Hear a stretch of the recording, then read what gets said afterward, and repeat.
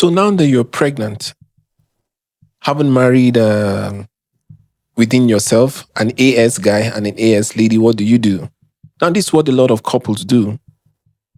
Some of them do what we call the Chorionic Villus Sampling, and genotyping or amniocentesis, and genotyping. So what this means is you visit a clinic or a center where a sample can be taken from the placenta or cord of the baby that is in the uterus, in the womb, or the amniotic fluid, that's the water surrounding the baby, can be taken or be subject to analysis to see the genotype of the baby you're carrying.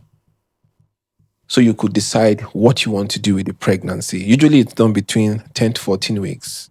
It's a bit invasive because a needle will be passed through your anterior abdominal wall down towards the placenta or even to the cord or to the space where the fluid is, the amniotic fluid. And then some sample of it is going to be extracted before genotyping is done. Now the genotype could show that the baby is AA, in which case you're fine. Or sometimes baby is AS, in which case you're also fine. But where the problem is when it shows that the baby is SS that you're carrying. Now you decide what you want to do. But a good number of people go to the route of terminating the pregnancy, when they find out that the genotype of the baby they're carrying is SS. Now this leaves you with moral responsibility, on how you got to this point,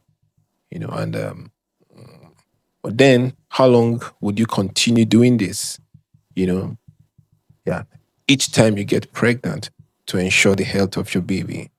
Well, don't you think that avoiding abnormal mismatch of genotype will actually be a golden way to go about this?